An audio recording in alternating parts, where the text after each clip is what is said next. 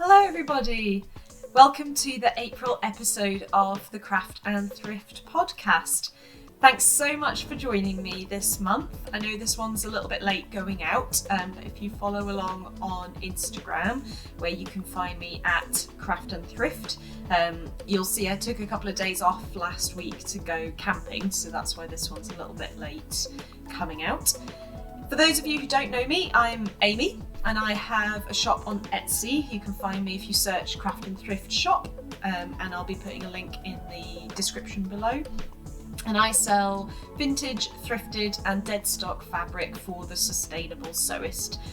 So essentially I curate secondhand fabric from all across Scotland. I'm based in Edinburgh, and I curate it in my shop on Etsy for you folks to buy and use secondhand fabric in your home sewing practice. You can find me on Instagram, like I mentioned, and obviously here on YouTube. And I have a monthly and a weekly email newsletter as well. And I'll pop all these links below. But for now, thanks again so much for joining me. And let's get on with this month's podcast.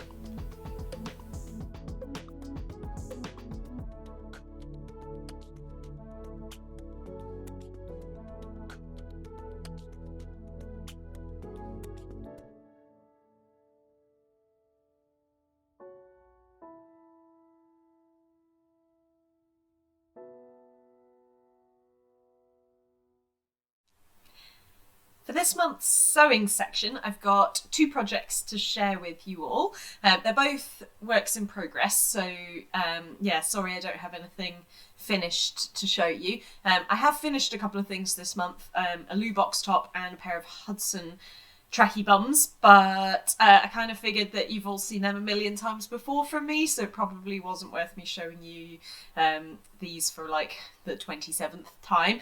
If you follow along on Instagram or you're a newsletter subscriber, you'll have seen the loo box top on both of them anyway, and I think I'm going to take some photos of the Hudsons to share on Instagram in the next week or two. So if you're particularly interested in seeing yet another pair of joggers, you can pop over to @Craft and Thrift on Instagram and have a little look at them.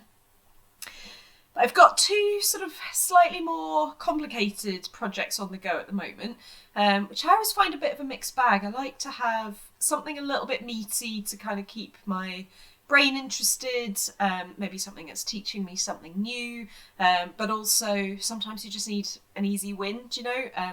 So I tend to have both on the go at the same time.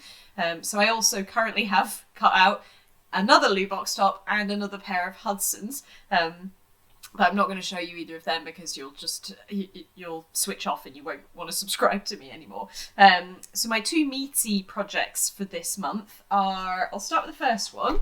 It is the Morgan jeans from Closet Core Patterns. You can see this is actually a relatively old pattern for me because it's still branded with Closet Case, their old name. And it's essentially a pair of boyfriend jeans. So it's the kind of straight through the leg. Try not to cover my face, sorry. So it's got a more straight shape. You can do a shorter length with a turn up, or you can have the longer full length. I'm going to do the turn up because I love how turn ups look. And the reason I bought these, because I have the ginger jeans and I've made them a few times. The reason I bought these was because this pattern's designed for non-stretch fabrics. So the ginger jeans, ideally you need some denim with a stretch percentage. But oftentimes when I'm thrifting fabric, I find non-stretch woven fabrics that I think would be good for trousers. But I've never actually found a non-stretch trouser pattern that I particularly liked. So if you watched the January episode, you probably saw I made the Cheetown chinos out of a non-stretch corduroy. They were a bit of a mixed bag because I lengthened the rise. So to be fair, this is probably my problem and not the pattern's problem. I lengthened the rise and I just ended up feeling like there was a lot going on in my waist area, like just a lot of extra fabric. So that's probably my per pattern adjustments, to be honest. But I wore them for a couple of weeks and then I just didn't really feel comfortable wearing them after that. So I've put them in the refashion pile because the corduroy is this beautiful fabric that I bought second hand off Roberta Cummings, so I don't want to waste it. But but it's, yeah, I'm not going to wear the trousers in their current form, which is particularly annoying because I made 3 toiles, so I was reasonably positive that I was actually going to like these trousers when they were done. But we live and learn, it's fine. So I decided that the lesson that I learned from that was that my pattern adjustment skills are probably not up to scratch yet, making those kind of adjustments myself. So I'm better picking a pattern that is mostly what I want and then just making minor adjustments for fit. So that's why I chose these, because they are mid-rise jeans. So I kind of figured ideally I would like high-rise, but it's fine. Mid-rise is a good place to start. And I have in mind that there's definitely an add-on for the ginger jeans to make them high-rise. I don't know if the same is true for the Morgans. But yeah, I figured I'd make them as they are. And if I like them, great. And if I don't, then I can always try and make adjustments after that. So about, I don't know, a third of the way through, I'm using this non-stretch twill weave cotton. So it's actually not a denim, it's a pair of IKEA curtains. I don't know if you've ever bought curtains from IKEA, but it's they're just like the dead cheap plain thick cotton curtains. We bought these for our bedroom because we wanted just plain navy curtains.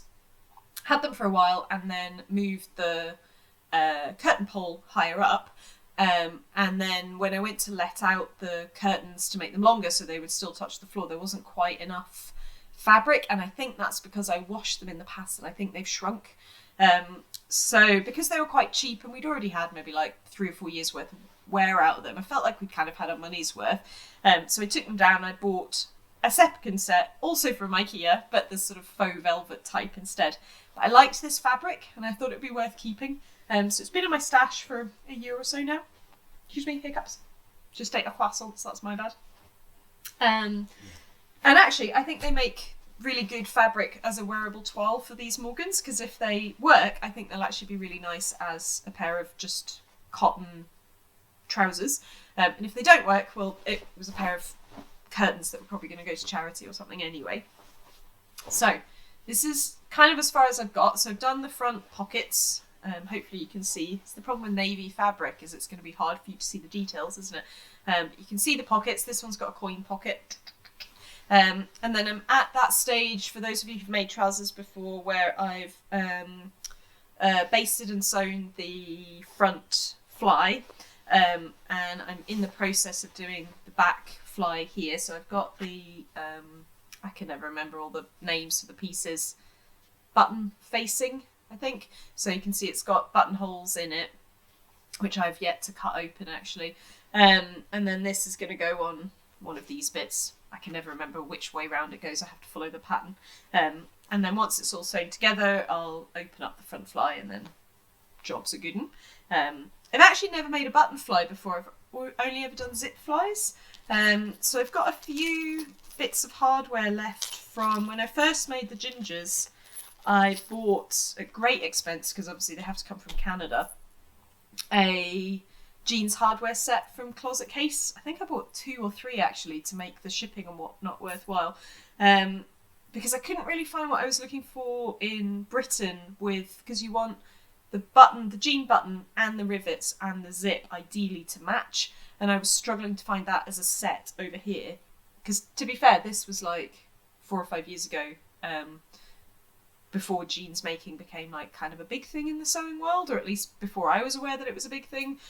So I was kind of struggling to find what I was looking for. So I just bought this set off of Closet Case's website. And I'm down to like the remnants. I don't know if you can see. This one is, I think, a kind of rose gold set, but I had a gold set and a silver set as well. So I've got quite a lot of rivets left, but I've only got 2 jeans buttons, and this pattern asks for 3. Am I going to get these back in the bag without throwing them on the floor? Because they're quite sharp. Oh, nailed it. This one asks for 3. So I was very lucky just before Christmas to win a £20 voucher in a giveaway. I can't actually remember what I had to do. I feel like it was on Instagram. Anyways, I won a £20 voucher for Fabric Romance. So again, I'll link below. They're a fabric shop based in Ireland. And when I was browsing the website, because obviously Brexit happening on the 31st of December, 1st of January, I was a bit like, oh, I don't want to sit on this voucher for too long because I don't know what it's going to be like shipping from Ireland to the UK after Brexit. So Fabric Romance have loads of beautiful fabrics, including some like merino wools that I was really tempted by, but because it was December and Christmas and, you know, like money's a bit tight that time of year, I just went for this jeans hardware kit. So it's hardware for 2 pairs of jeans, a navy zipper. I went for the pewter colour, and it comes with 3 jeans buttons and the rivets. And it also has a little awl, which is quite exciting. An awl, anvil, and 2 setters. So I actually haven't opened this yet because once it's opened, I know for a fact the rivets are going to go everywhere and I'm not going to be able to keep it safe. It's originally from Kylie and the Machine, who are based in Australia. So I'm excited to be able to source these closer to home from Fabric Romance. And I have in mind I've also seen them on Guthrie and Ghani's website too. But yeah, so I'm going to try this jeans hardware kit, see about that for the button fly. It's the only downside of a wearable toile is that once the button fly is in, as in the buttons, you can't really reuse them. So it's not like if this doesn't work, I can pop the rivets off and reuse them. So from that point of view, I might start with just regular buttons. And if I wear the jeans and I like them, then I can always add in like riveted buttons later, potentially. I'm not sure. I'll have to read that section to see if that's something I could go back in and add later. But yeah, so that's as far as I've got so far. I don't know if you can see I'm doing red overlocker thread because I thought that would be quite fun as just a little bit of a pop of colour.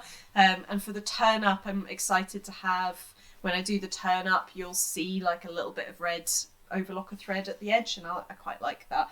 And then the pocket linings is just a plain like quilting cotton with this lovely like constellation print that Andrew brought me home from San Francisco a few years ago. So whenever he brings me home cotton like that, I think he always thinks I'm going to make like a top or something from it, and I'm always like, it's cute, don't get me wrong, and it's like lovely that you think about me when you're away with work, but I'm not gonna wear a constellation print top made with quilting cotton, or if I am, it's gonna be in like a button-up shirt form, in which case I'm going to need more than a yard, which is what he tends to bring home. So he always gets a little bit upset when I use it for pocket linings because he's like, well, you're not going to be able to see it. And I'm like, but I'll know it's there in my heart that you brought it home for me. Every time I pee and I'm looking at my pocket linings sitting on the toilet, I'll think of you. But for some reason he doesn't like that. So his loss. So yeah, that's as far as I've got on this one. So hopefully I'll be able to pop back in next month and show you some progress. But I'm just going to pop all this back and then I'll get the next one out and show you what else I've been up to.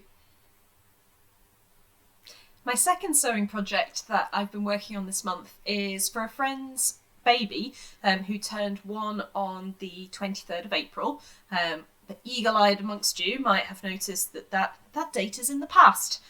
So it's possible that I've missed this child's first birthday, but luckily I'm told that children of that age don't really have a great concept of time, so hopefully she won't care. As long as I get this to her before she grows out of it, I guess is the risk.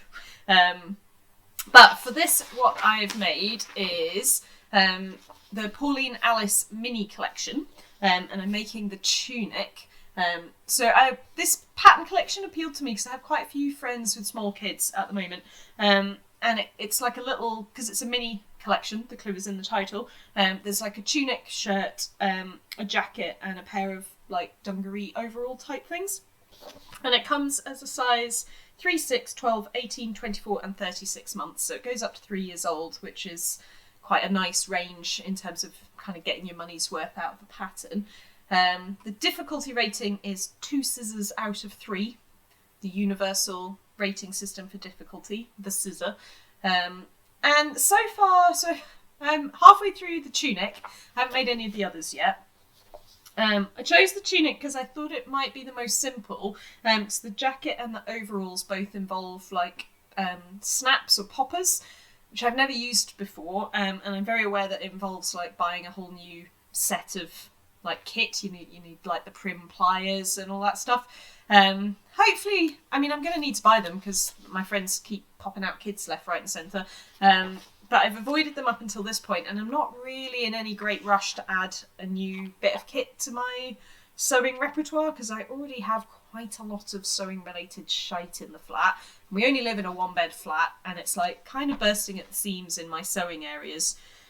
So for as long as I can put that off, I will, definitely. But I think the time is coming, sadly. But I thought if I start with the tunic, at least it's something I can make with stuff I already have. And I chose this, I think it's probably a cotton rayon blend from the shop. So I think I've got 3 or 4 meters, and I took 1 meter of it to make this. And this is as far as I've got with the tunic, so it's actually this way round. So this is the front. This section here is supposed to be gathered, and I've never done gathers before, and gathers are a fucking nightmare, and if I can avoid them in the future, I definitely will.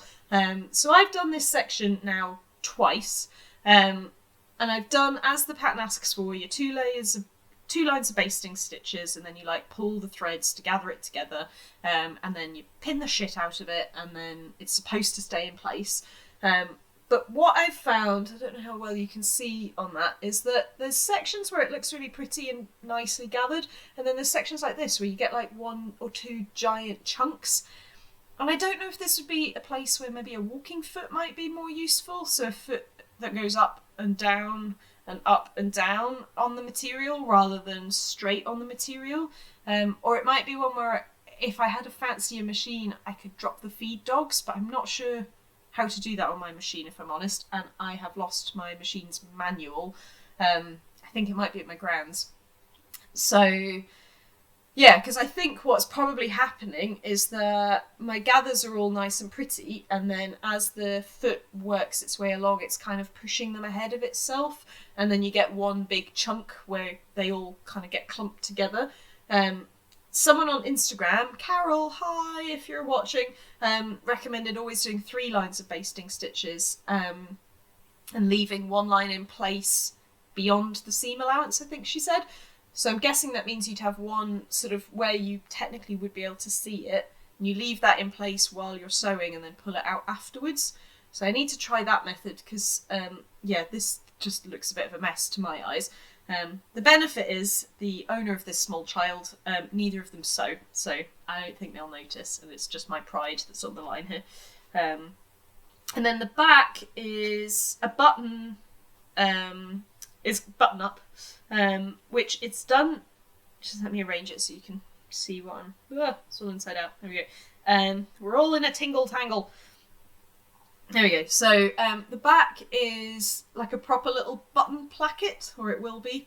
And that was actually quite interesting because I've only made a button-up shirt once, my horseshoe print, for those of you who remember, and I kind of messed up the button placket. So this was quite a good practice run of that. And in that way, I guess kids' clothes are quite good, that you get all the techniques that you would get in adult clothes, but because they're in miniature, instead of the button placket being like this long, it's like this long, right? So in some ways that makes it easier if you're trying a new technique, that you're not having to sew kind of huge long swathes and then realise you've done it wrong. If you have to unpick it, there's only a short section to unpick. The downside is I'm kind of realising that I go into sewing kids' clothes with this sort of mental headspace of, oh, this will be a breeze because it's kids' clothes and they're teeny tiny and it'll all be fine. And up until this point, the only kids' clothes I've sewn have been like jersey things, so like joggers and sweatshirts and things, where they are dead simple because they're exactly the same as the adult version, but in miniature. So, you know, the crotch, the inside crotch seam is like this long as opposed to like this long. But to be fair, those are the kind of clothes that are actually quite easy to make in the adult version. So it stands to reason that they'd be just as easy in the smaller version. I think the difference with this is that a button placket is fiddly in the adult version and it's fiddly in the child's version, except in the child's version everything's teeny tiny as well, so that can kind of add to the fiddliness. Same with the gathers, that like you're trying to gather over a section that's only this size, so there isn't a huge room for error if you don't get it right, as I have found. So this is kind of a fisherman style Breton type tunic, I think is how it's described. So it's got 2 little side pockets so that baby can carry their like snacks and mobile with them. So I'm currently at this section where you put the bias binding on the top of the pocket, and then it's going to go down the side sort of here. And I've already messed this up as well because this fabric is not ideal. I thought it was a cotton until I did a burn test, and it's not. I think it's a cotton blend, which means it's quite slippery, and everything moves around quite a lot. So it's quite easy to miss, say for example on the bias, I sewed the top stitching on the right side perfectly, if I do say so myself, turned it over and realised that I'd missed massive chunks on the back. So it's just, yeah, it's a pain in the arse, is basically what I'm trying to say. The other thing I didn't realise, and this is why it's important, if Sewing Bee has taught us anything, it's to read all the instructions through before you start. She doesn't mention as you're making so the front and the back are a yoke, and she doesn't mention anything about finishing those seams. And I was like, well, that's not very neat. It's all like fraying everywhere. So I'm going to finish it on my overlocker, which to be fair isn't massively much neater, but at least it's not fraying everywhere. Then when I read it through properly, I realised that it's actually faced on the inside. So that's why I've got 4 back yokes and 2 front yokes, because at the end of it all, I'm going to recreate the whole neckline on the inside, and that is obviously going to make the whole thing look much smarter and neater because all the inner seams are going to be enclosed. And then she does actually say in the instructions for some of the seams, like the shoulder seam, that you have to finish your seams, and that makes sense because these are the ones that you are going to see because they're not going to be enclosed in the facing. So the moral of the tale there is to read the instructions properly before you start, kids. So yeah, mixed bag this one. I'm not massively enjoying it, if I'm honest, because every step I'm like, oh god, it's another thing I haven't done before, or this is going to be a nightmare with this fabric because everything's really slippery and teeny tiny. I do have more plans. So the tunic is going to, my friend's 1-year-old. My bestie is also about to have a baby, so my original plan had been to make all 3 of these in maybe the size 6 months, except her baby's due like next week, so that's probably not going to happen. Or I'll make all 3 of these maybe in the 6-month size, so that gives me a little bit more time. Because to be honest, like, who wants to be fannying on with a coat, like a coat with a hood for like a 3-month-old? So that's probably not going to happen, is it? So yeah, I'll probably make all of them again in the 6-month-old size. And actually, I'm thinking the tunic will probably be a lot easier the second time round if I choose a more appropriate if I choose another appropriate fabric. So I'm thinking of going more down the like light quilting cotton, or maybe a lawn type fabric, something that holds a press nicely and is just going to make my life a bit easier. But yeah, so that is the tunic, and what was it again? The Pauline Alice mini collection. So I'll tune in again next month. Hopefully it'll be finished and I'll remember to take some photos. So I'll probably put it in the newsletter if I finish it before I'm shooting next month's video, because it'll obviously need to go off to its new owner before she grows out of it. And then, yeah, I'll give you an update as and when I finally get it done.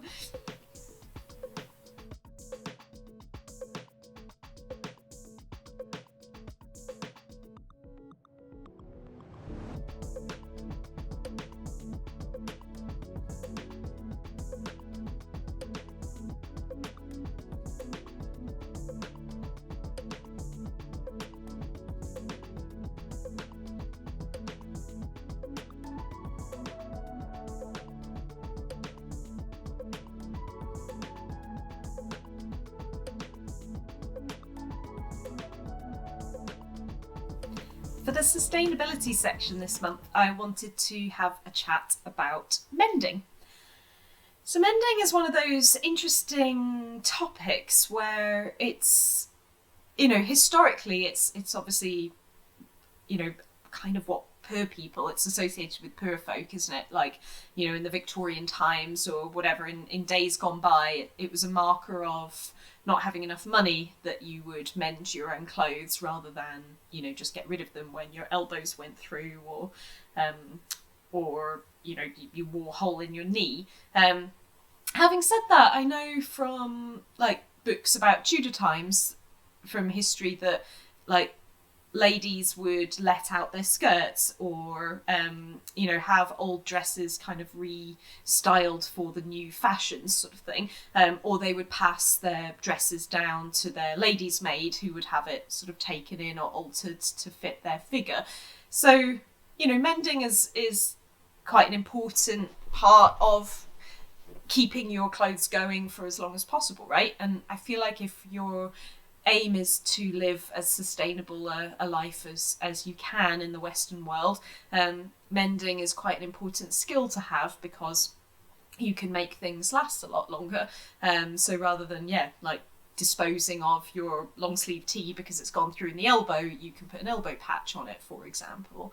I think it also has kind of important political or social overtones, and I hesitate to kind of raise this because there's obviously a lot of people out there who are a lot more knowledgeable on this subject than I am, but I definitely feel like it's something I would love to know a bit more about, is the sort of history of mending and the cultural aspects of it. I know, for example, there's the Japanese culture, or Japanese kind of method of, is it sashiko, like visible mending, or the art of mending something in a way that makes it more beautiful than the original item was. And I know that in the last few years that's something that the sewing community has been bad at, sort of cultural appropriation, so using words like borrow or sashiko to basically mean visible mending, but without acknowledging that there's a large amount of sort of culture and history behind those practices, and they are important forms of art in their own right.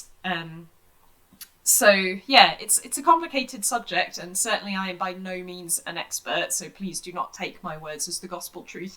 I just know what I've gleaned from reading articles online and following people on Instagram, but it's certainly something I would love to know more about, and I'll definitely be looking into maybe getting an audiobook on kind of the history of mending and its importance in terms of like politics and culture and socioeconomics and whatnot. I think these days there's definitely still an element of the lower socioeconomic groups maybe rely on mending to make ends meet. So if your kid tears a hole in their school trousers and you don't have the money to go out and buy some new ones, then it's important that people have the skills to be able to mend their own clothes, so that they're not having to pay more money when they don't need to. But equally, the flip side of that is fast fashion has made clothing so cheap that actually, for the vast majority of people, if you can buy a pair of school trousers from Asda for £3, it might cost you that in darning thread and darning needles, plus needing the skills to know what you're doing, plus the time to be able to do it, that actually it doesn't make sense to mend your kids' clothes when they grow out of them or when they tear a hole in them, if you can just pop down to your local Primark and buy a whole new set of school uniform for a £5, So it's a tricky one. I think the risk of the sewing community, especially sort of putting mending on a pedestal, is that we run the risk of sounding quite privileged. Like, if you've got the time available to mend, then that's a privilege that a lot of people don't have. If you've got the skills and expertise to mend, then again, that's a privilege, or the time to learn those skills to then have the time to do the mending. If you're working like 10, 12-hour days at a minimum wage job 6 days a week to make ends meet, you don't necessarily have the time or energy to come home and watch a bunch of YouTube videos and buy the stuff you need online to mend clothes. If you can go out and buy super cheap clothes from Primark or like Asda or Walmart or whatever, why wouldn't you, in a way, if you're a rational person who's very time limited? So I think it's a tricky one, where I come to mending from a sustainability point of view, that I take time and energy to make my own clothes, partly because I enjoy the process of doing it and it's a hobby for me, partly because I enjoy learning a new skill and feeling like independent in a way of fast fashion, that I can clothe myself without relying on like sizing and what shops and brands feel looks good on me rather than what I want to wear, kind of thing. What's fashionable at the time and what women are expected to wear versus what I personally would choose to wear. So I think from that point of view, like, sewing is an important life skill for me, and then mending goes hand in hand with that. That once I've put hours and hours of energy into making a pair of trousers or a sweater, if I then bust a hole in it, I'm not just going to throw it in the bin, because then not only am I wasting the resource from an environmental point of view, but I'm also wasting the time and energy that went into making it in the first place, right? So as sewists, we're a lot more emotionally invested in our clothing in a way that maybe people who shop fast fashion aren't. If you can just like pop into your local Primark and pick up a whole new wardrobe for less than 20 quid, why would you bother mending any of that to a certain extent if you're not thinking about it from a sustainability point of view? So I don't really know where I'm going with this other than I'm just throwing out a bunch of thoughts. And these are the kind of things that I think about when I'm thinking about mending. But I do think that mending is an important skill that goes hand in hand with sewing. Obviously, to a certain extent, mending is sewing. Like, a lot of it involves either hand sewing or machine sewing. But I think if you're a home sewist who's willing to put, dozens of hours into making a dress or a pair of trousers, it doesn't then make sense to me to not mend those things when they break. And I think a lot of home sewists don't bother because they don't enjoy it. It's seen as boring, or it's difficult because it might be a complicated mend, like in the crotch of a pair of trousers or the armpit of a coat. It might be quite difficult and complicated. And so I think a lot of us put that stuff aside and just ignore it, when actually maybe 20 minutes of work and head scratching, you would be able to bring that thing out into circulation again. I will caveat this by saying I'm as bad as everybody else. I have a vintage sheepskin coat that my mother-in-law gave me that I really love. It's perfect for winter. It's super warm and snuggly. And I've worn it to death for 4 or 5 winters now. And it's developed a hole in the armpit. So the leather there is worn away to the point where it's not a seam that's ripped open. It's the actual fabric itself that's ripped open. And it's developed a hole on one side, but the other side, the material is really thin, so I can kind of feel it going the same way on the other side. And if I'm honest, I don't know how to fix that. Like, I don't think my machine would cope with leather. I don't feel comfortable hand sewing leather. I think it'll look quite amateur hour if I try and hand sew it. And because leather's the kind of fabric where once you've punctured it with a hole, it doesn't easily fix again. Do you know, like, if you make a mistake and you put a pin in the wrong place, if you remove that pin, you're going to have 2 holes left behind. So I'm nervous to have a bash myself, because I think if I do a bad job, I'm just going to end up making it way worse than if I'd just taken it to a professional. So I tried to take it to a professional, not this winter past, but the winter before. And I needed to find leather to match it, and I just never managed that. So I need to try again this coming, probably over the summer actually, ideally, so that it's ready to go for next winter. So yeah, there are some things that are complicated to mend, and I do get that, so please do not let me make you feel guilty if you're sitting here looking at your giant pile of mending. But I do think there are some things that are dead simple to mend, and I think a lot of people just sit on them because it's boring. And for that, I would say, this is what Netflix was invented for. So queue up a bunch of shit on Netflix, sit with your mending pile. I find it easier if I have everything I need to hand. So if I'm planning on doing some mending, I'll look in advance to be like, right, so I need this colour thread for that, this colour thread for that, I need a thimble, I need 2 different types of needle, etc. I need my snips. And I get all that ready, because I find it much more annoying if I'm having to like get up and down multiple times. And then I might save something on Netflix specifically for this. Sorry, I've just realised that my oven cleaner's finished. Hold that thought. Sorry about that. Yes, so I find having everything ready, something queued up on TV that I've been saving for just this occasion, and then, whatever you need to motivate yourself. So I quite enjoy, like, maybe a cup of tea and a chocolate snack of some description. Or if it's in the evening, I might have a glass of wine and a bowl of crisps, something that's a bit of a treat so that you're sort of rewarding yourself. And then if you've got a really big mending pile, I would tend to say split it into manageable chunks. So realistically, how long are you going to want to sit there? You're probably not going to want to do 3 hours in one go, right? But you might sit for 45 minutes and watch an episode of something on Netflix. So I would chunk it up in that way. So even if it's like one thing at a time over 6 weeks, at least you're getting it done. The one thing that I would say about mending as well for me that's made it more fun is to make it pretty. So I guess I think, you know, in this way you obviously want to think more about your mending. You don't want to use contrasting thread or change out buttons or whatever and then realise after the fact that it doesn't really go and it actually makes it look worse.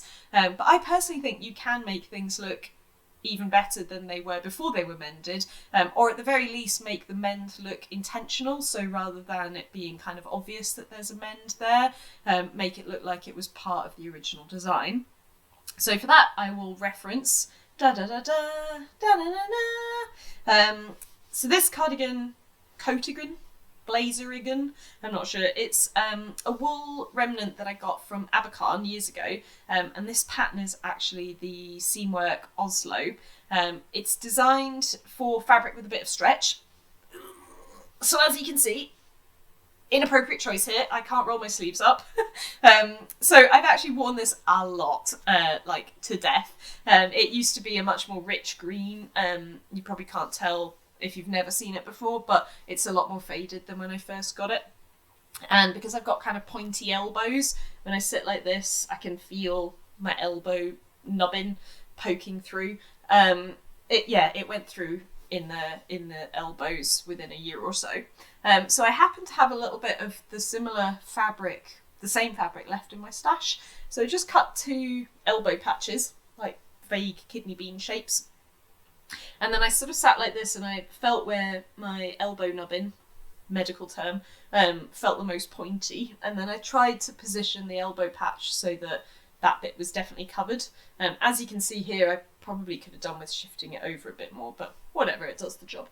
And then I'll try to bring it a little bit closer, but I don't want it to go out of focus. I basically just hand stitched it over the patch with little crosses using embroidery thread.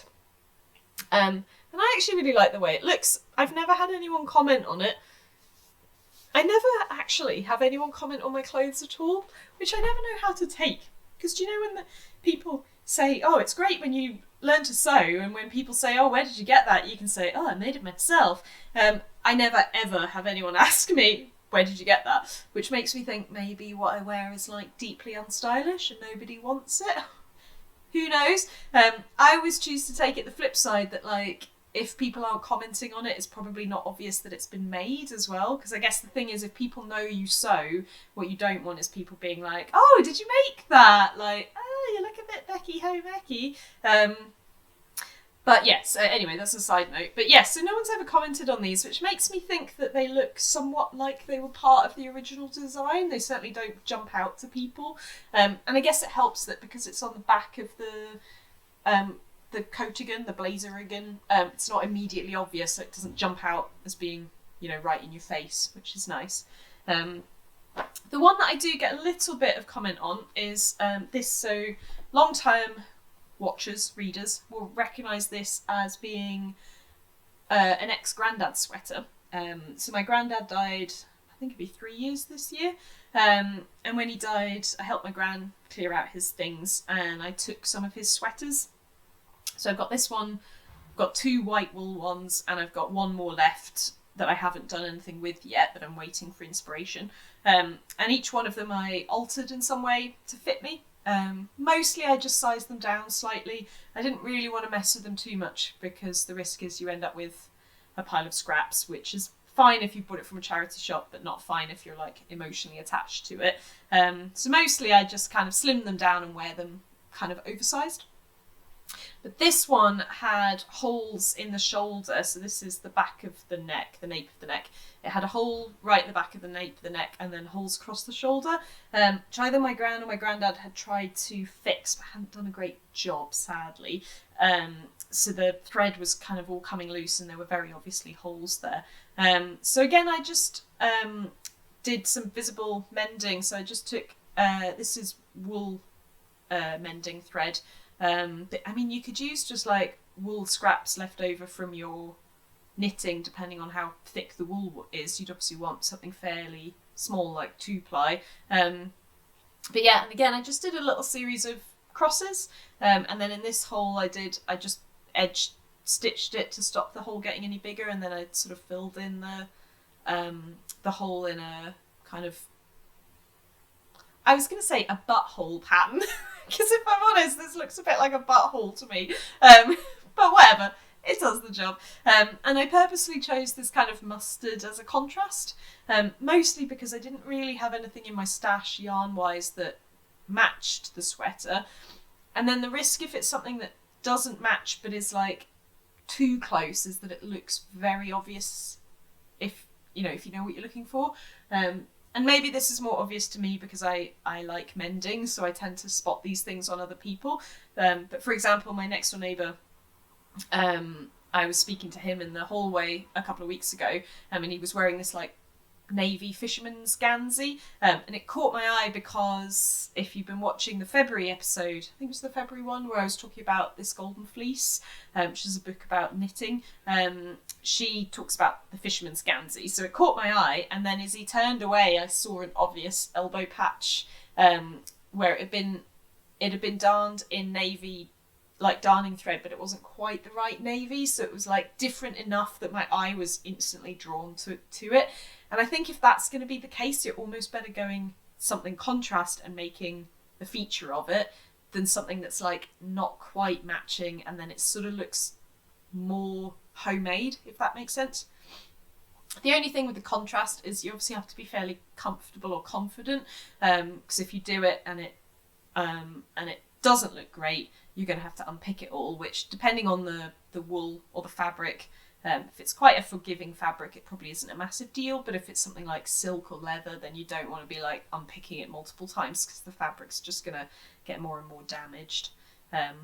So that's another one that I've mended. I've also done a decent amount of mending with, so obviously these were wool, but if you were mending something that was like cotton or denim, you can Google this, there's plenty of tutorials out there, but where you basically take an interfacing patch of interfacing and you iron it over the back of the hole, and then you put a patch of similar material over the front, and then you can either hand sew that if you want to make a feature of it, or machine sew it if it's something that's fairly closely matching or in an area where you're not going to see it, like in Yoxter. I guess that the risk with that is it depends on the fabric. So if it's something that's quite drapey, you obviously don't want to be putting a big patch and then it's going to affect how the fabric moves and drapes, versus something quite stiff like denim where it's probably not going to make a massive difference. And if it's in an area like the crotch, which if you're anything like me, that tends to be where my jeans go through, is in the crotch, then obviously no one's really going to see it, you would hope. So it doesn't really matter if like the denim doesn't quite match, it's not quite the right shade, whatever, because no one's seeing it anyway.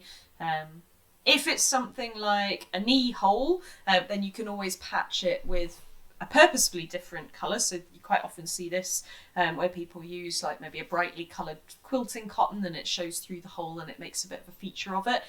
Albeit, again, you want to choose your area. Don't want that in your crotch necessarily. Maybe you do. No judgment here, but just something to think about.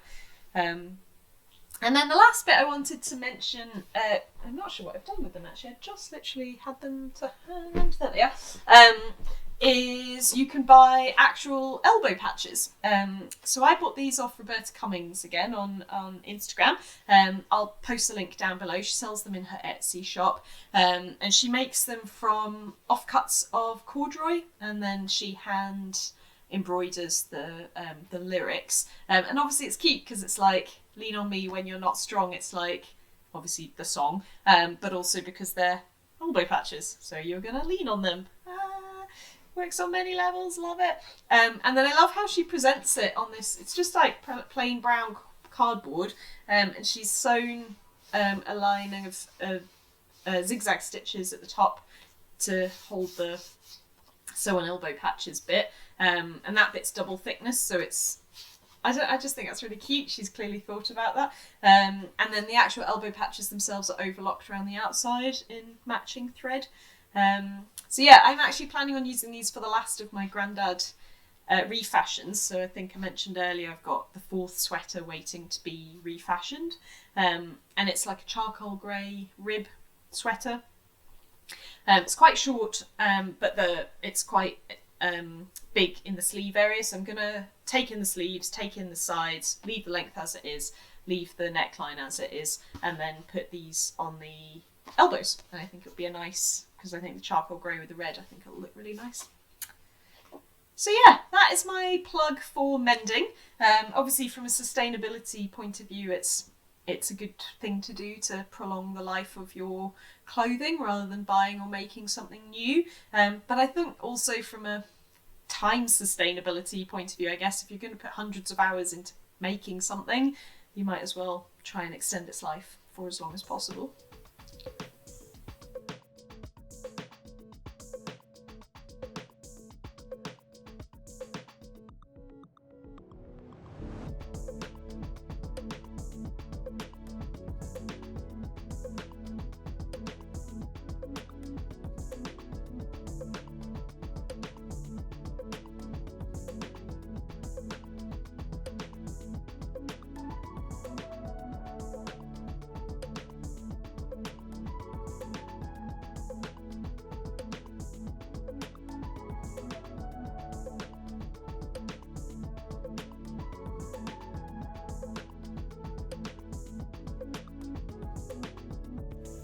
So in the small biz section this month, I wanted to have a chat about changing goals.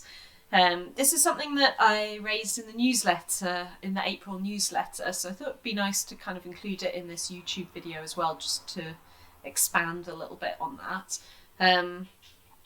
Back in January, I set 3 goals for the business for 2021. I've got them written down here, so I'm just so I make sure I say them right. My first one was to increase sales by 50%. The second one was to grow the community of newsletter subscribers by an additional 100, so an increase of 50%. And then the third one was to grow the Instagram community from 2,000 to 3,500, which is an increase of 75%. And it's interesting, in January, I always come into January like all guns blazing, super excited for the new year, setting goals, etc, etc. And I kind of felt the same this year, because despite 2020 being a bit of a shitter for obvious reasons for many of us, it was actually a pretty good one for the shop, because I guess a lot of people were staying at home or were furloughed, and there was a lot of interest in sort of hobbies again, you know, where people would have been going out the weekend or in the evenings, they suddenly weren't anymore. I guess there's been a bit of an uptick in sewing, knitting, other hobbies or creative pursuits that you can do at home. Which is obviously sad because it's like a byproduct of COVID.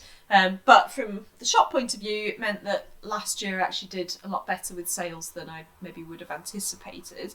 The shop has always had an upwards trajectory, definitely, but I think I wasn't quite expecting the growth that I saw last year. And yeah, obviously a lot of us weren't expecting COVID, so it's been a bit of a bittersweet mixed bag there, really. The downside was I definitely came into January like, yeah, a bit gung-ho about setting goals for this year. And as kind of January, February, March wore on, I realised more and more that those goals were a bit of an anchor around my neck, and were probably stressing me out more than they were encouraging me. And I know I've talked about this before, but I think it is important when you're thinking about goals that they should be SMART. So we've probably all heard this acronym in the workplace, where it's goals should be specific, measurable, achievable, realistic, and have a time frame set to them. And when I kind of thought about the goals that I set myself in January and compared them to those sort of 5 criteria, I was like, I don't know if these are realistic for a start. Last year, I saw a relatively large growth in things like my Instagram. So it went from about 600 at the start of 2020 to about 2,000 by the end. And obviously, when you look at that as like a percentage, that's that's a pretty massive growth, right? That's more than doubled. That's tripled almost in quite a short space of time, over 12 months. And that's without me like actively pushing it. Like, I was posting regularly, a scheduled content, making sure that I was sharing on the grid in a sort of a regular cycle, but I wasn't doing Instagram ads or like actively promoting it in any way other than like hashtags and stuff. And I wasn't even really sharing that regularly to stories. So from that point of view, that's a pretty big growth. But in retrospect, I wonder how much of that was also picking the low-hanging fruit, you know, like people who, that 600 odd that I started off with, obviously some of them will have been customers and people who were interested in my business from a sustainability or fabric point of view. But a decent proportion of them are probably also people I know, friends of friends, like acquaintances, in both the sewing world and out of it. So from that point of view, not all of those original people will have been customers, you know, or potential customers. So to go from 600 odd to 2,000, it's a big jump, but it's also kind of an easy jump. It's like if you were to plot it on a graph, like, you know, that's the exponential phase, and now we're sort of in the like plateauing off phase where now I feel like I'm kind of having to work harder to gain those new followers. And I want to do it organically. You know, I don't want to be one of those businesses that pays, you know, for bots to go out and like artificially harvest followers, because the vast majority of those new followers are either going to be other bots that are just going to like drop off, you know, follow me for a week and then unfollow, or it's going to be people who are just looking to grow their own businesses. So follow me, so I follow you back, and then we both unfollow each other in a week or two. Like, there's no point in that. Like, the followers that I want on social media, I want to be people who are like actively bonded and interested in the brand. So, and in me. So people who are interested in fabric, interested in sewing, interested in sustainability or small business. There's no point, like, that number means nothing. There's no point having 1 million followers if 99% of them are people who aren't ever going to be your customer. And to a certain extent, for any brand, there's going to be people that aren't ever going to shop with you. You know, like, I follow accounts on social media where I have no intention of ever buying from them, but I enjoy their content, you know? So to a certain extent, there's going to be some percentage of people who are just following because they like pictures of fabric, or they enjoy, I don't know, my incredible fashion sense or whatever. And that's okay. Like, not everybody that follows you is going to be a potential customer, but you want a significant enough proportion of those people to be a potential customer. Otherwise, there's kind of no point in maintaining that social media presence from a business point of view. Obviously, we're putting like personal feelings aside. Like, if you enjoy doing social media just for the fun of it, then it, to a certain extent, doesn't matter who follows you, right? But if you're doing social media with the express purpose of increasing your business, then it makes sense that the people that follow you are people who are in some way bonded to you, so that there is a small chance that they will become customers in the future. And from that point of view, I think personally growing from 2,000 to 3,500 is too much for me in 12 months. Like, yeah, I could probably make it happen if I push really hard and I advertise and I do a lot of collaborations and I, you know, if maybe pay for one of these, like, promote us through biz.world or whatever. I get these comments all the time now on my posts, and if I'm honest, I just delete them. Like, they just, when you click through onto their accounts, it's like 0 followers, 0 following, and you're like, you're clearly just a bot, like, just go away. So from that point of view, I would rather grow less in terms of my Instagram following this year, but have that growth be organic and people who actually are interested in me and my brand and my business, than reach some artificially high number like 3,500 just so that I can say I did, if that makes sense. So I've dropped that now. I'm aiming to get to 3,000, which I think is more realistic based on when I look at the number of followers I've gained over the last 3 months and I kind of plot that trajectory forward. I think getting to 3,000 organically by the end of the year is probably achievable. So we'll see. I mean, best case scenario, I achieve that 3,000 and hopefully more, then I can tick that box. Worst case scenario, I don't even get to 3,000, then it is what it is. I can look back and maybe think about my social media strategy, doing things differently for next year.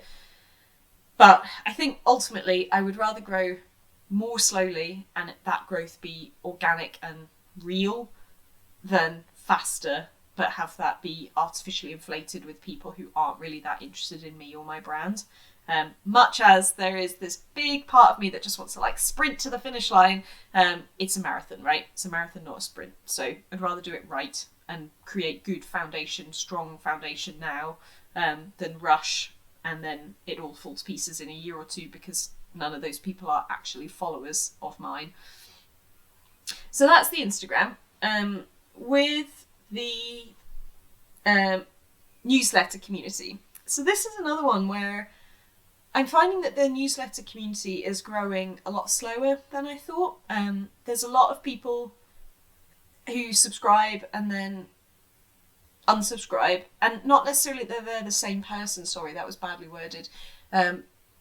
More that for every 1 or 2 people a week who subscribe, I feel like I have 1 or 2 who unsubscribe. So although the number of newsletter subscribers is slowly inching up, it is very slow, and it's probably like only 1 or 2 a week. And I sort of thought that, again, the original like 100 or so subscribers that I got are probably the low-hanging fruit. They're like friends of friends, people who are maybe just a bit nosy, like ex-work colleagues who just want to know what's going on, and they're like, that's fine, I have nothing to hide. But I think now I'm getting into the actual followers who are here genuinely for me, but know nothing about me in the real world, if that makes sense. So all they know of me is what I'm presenting on Instagram, the newsletter, and YouTube, and what they see in the shop. And I think it's harder to convert those people to a newsletter subscription because they're not emotionally invested in me, right? They're not my friend or my friend of friend. There's no nosiness factor because they're not an ex-work colleague from 5 years ago who wants to just have a nosy in my life kind of thing. So you're kind of trying to get them bonded from a cold start in a way because they know nothing about you. So from that point of view, every new follower now feels like a real achievement. But then the downside is I am getting 1 or 2 people a week unsubscribing. And I know an attrition rate, so like a certain percentage of people are always going to unsubscribe, and it's not necessarily going to be anything to do with the content that I'm putting out. And the fact that it's fairly steady week on week makes me think it's actually not to do with the content, because it's not like I send out a newsletter and there's a sudden burst of unsubscribes. I think this is more knowing nothing about it and like basically making this up as I go along. I suspect this is more just your standard unsubscribes. So the way that we all go through phases of like, oh, my inbox is full of junk, I'm going to go through and unsubscribe from a bunch of brands that I've not bought from in years. I reckon this is probably similar. And especially because in the sewing world, there is a lot of chat about sustainability and only buying what you need and not having like massive overflowing stashes that you're never going to sew through because it just becomes kind of stressful and like you're just hoarding resources for the sake of owning them rather than actually having an intention to use them. Or even if you do have an intention to use them, you know, if you sew on average, say 1 item a week, and you look at your stash and you think, I've got enough fabric here for the next 5 or 10 years worth of sewing, like that's not necessarily a good thing, do you know? So I think from that point of view, there's probably a decent number of people who just unsubscribe because they don't want to buy new stuff. And like, that's fine, I feel that. And to a certain extent, this is the difficulty with my brand, is like, I want to encourage people to be sustainable, to only buy what they want when they need it. But I also am a shop, right? So people have to buy stuff, otherwise I don't make money. So yeah, it's that kind of dichotomy, and I always struggle with this around like your traditional shopping holidays like Black Friday and things like that, because I know it's a time where a lot of customers expect there to be a sale, and I know as a customer that I'll quite often wait to make a purchase because I know Black Friday is coming up, say, and I know that whatever brand I'm looking at will probably have a sale that weekend. But then equally, the whole concept of something like Black Friday is to encourage people to buy, not necessarily without thinking of what they need. And that kind of goes against my principles of trying to be sustainable and only buying what you know you're going to use. So yeah, I don't know, that's a tricky one. And so to a certain extent, this is a long-winded, rambly way of saying that it's not unexpected that people will unsubscribe to my newsletter list, but I was expecting the growth to be more, I guess. So when I set that initial target to go from 200 to, let me double check, I think it was 350. Yeah, from 200 to 300 was what I'd originally planned. I've now decided to drop that from 200 to 250. So that's still a decent improvement. That's like a growth of 25%. But I think a growth of 50% is probably asking a lot. And at this point, I would rather set a slightly lower goal and actually achieve it than set a goal that's too high and then it just become like stressful for me. And I think this is a tricky one with just goal setting in general, is that, what's it? Specific, measurable, achievable. So the A is achievable. You want that goal to be achievable. There's no point saying, I want to make £1 million next year. Like, my business is clearly never going to generate £1 million from where it is right now. But equally, if I was to set a goal of, I want to make £10 next year, that's way too low. That's not a goal. That's not going to stretch me at all.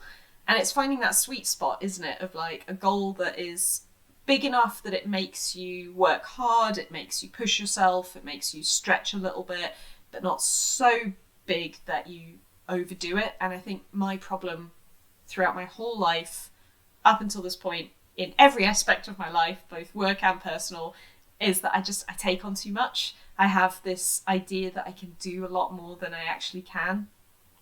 And then I get upset with myself if I don't manage to do everything on my to-do list, even though if I was really honest with myself, like if I put 10 things on my to-do list, I could probably sensibly manage 5 of them, but then I'll beat myself up about the fact that I didn't manage the remaining 5. And I'm just worried that that's where I was heading with the goals that I set at the start of this year. So I basically went back and I reassessed them, and I think they're still the actual goal themselves are still important to me and I still want to work on, but I think the numbers, so rather than increase sales by 50%, I've gone with increased sales by 30%. Rather than grow community of newsletter subscribers by an additional 100, I've gone by an additional 50, and grow Instagram community from 2,000 to 3,000 instead of from 2,000 to 3,500. And those all feel a little bit more manageable for me. The other thing here I would say is not everybody does this, and I don't do it religiously, but I think if you roughly split your year into quarters, 12 weeks is a decent amount of time to kind of collect data and assess where you're going with a goal. And I think just looking at the last 12 weeks, I could see where my trajectory was going, and I could see that I wasn't going to achieve what I needed to achieve by the end of those 12 months. So it was a good opportunity to reassess and change that goal to be more manageable.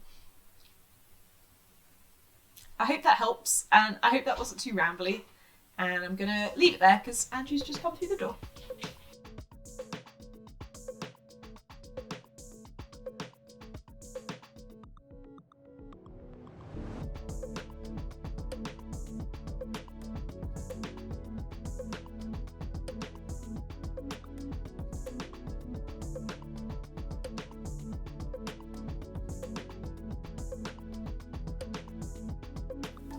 For the self section, I wanted to show you a knitting project that I've got on the go at the moment. So I know last month I also showed you a knitting project, and I was very blithely like, by next month I'll be able to show you the finished object. I cannot. I've basically done the front, to be fair, because I think last time I only had a little bit of rib cast on. So I've basically done the front to this section, so I'm at the point where I need to shape the neck hole. But the problem with that project is because it's cables, it's not massively complicated with the neck hole. You kind of need to be paying attention. You need to be like counting, and you knit to here and then you go back and you knit. So if you're not paying attention, it'd be easy to mess it up. So the last month or so, when you need a knitting project that you can just knit and not think about too much.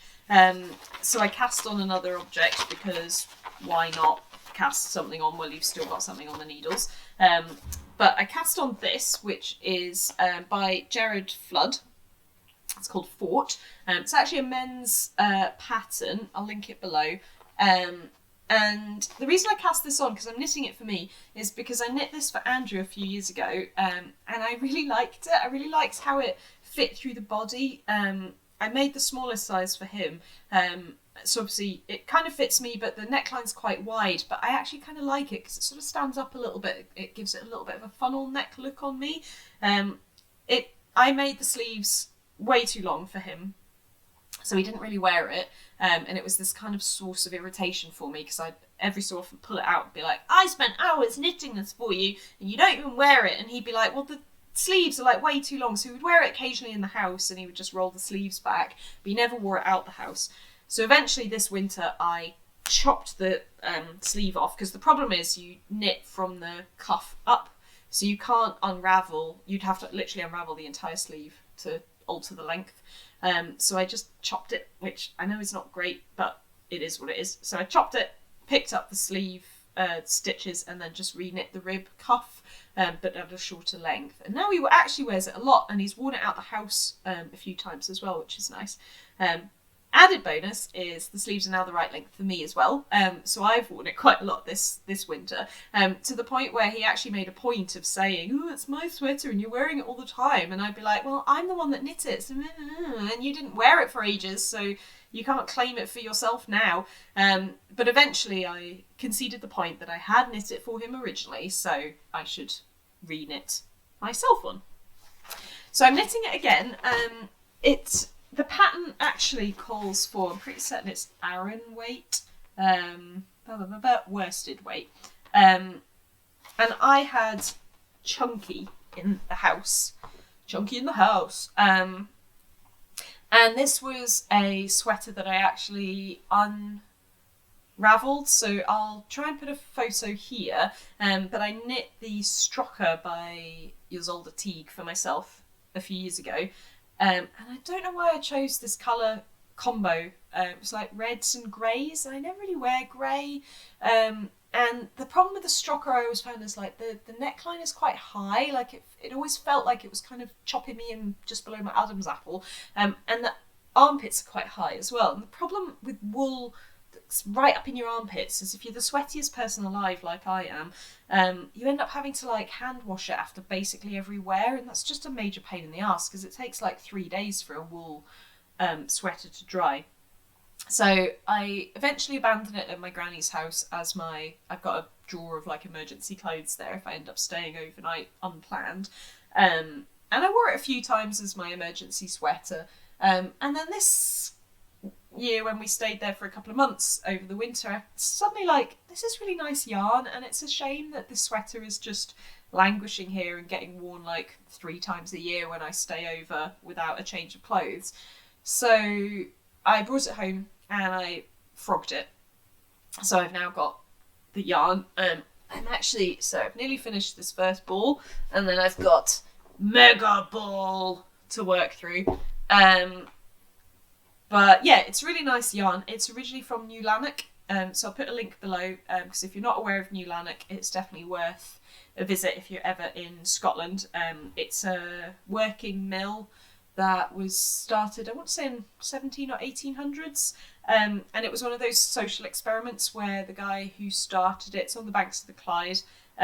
He provided like social housing and social care, so he took a proportion of all his workers' wages and paid it into this universal pot that then paid for things like doctors and dentists and things for his workers.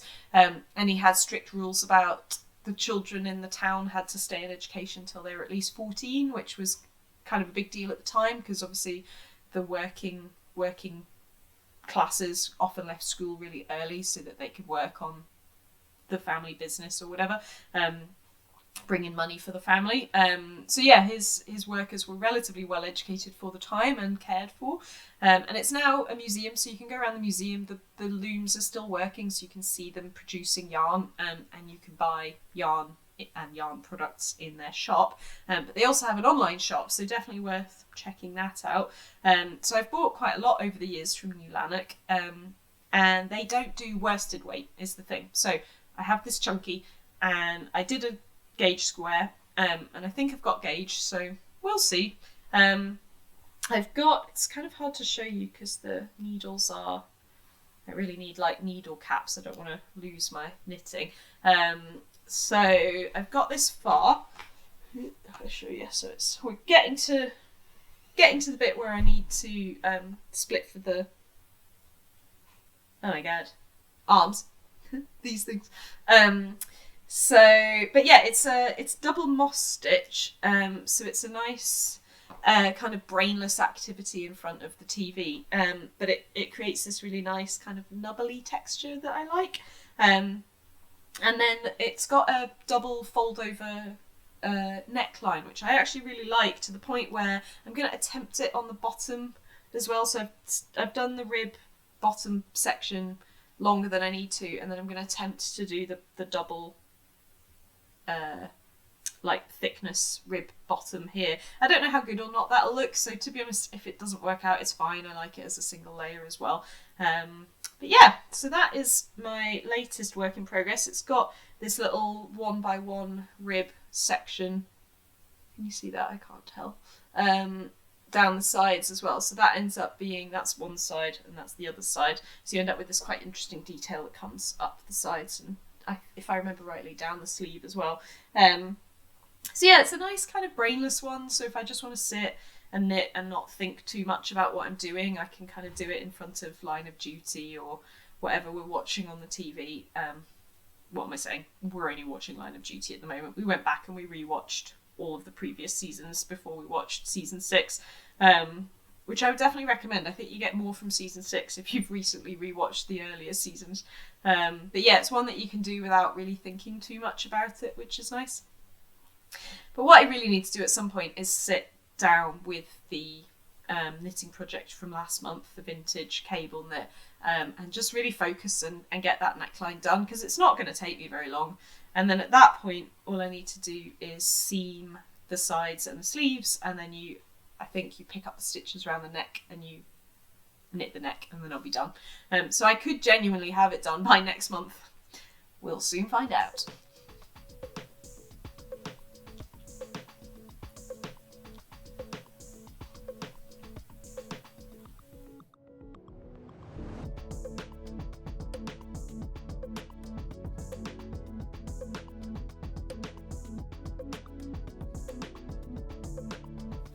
Thanks so much for joining me for this slightly late April episode. If you're a subscriber, I hope you've been enjoying the Me Made May mini videos. If you're not, why are you not a subscriber? Go over and like and subscribe below. I really appreciate every single one of you who subscribes or leaves a comment. It's really nice to know that there are people watching who aren't my bestie or my mum. Hi mum. So yeah, thanks so much for joining me this month, and if you've got any feedback, feel free to drop me an email or a comment. I would love it if you could tell a friend as well, and otherwise I will see you in May. Bye! I'm a massive fan of mending, and it's the kind of thing where it's the kind... Words are hard.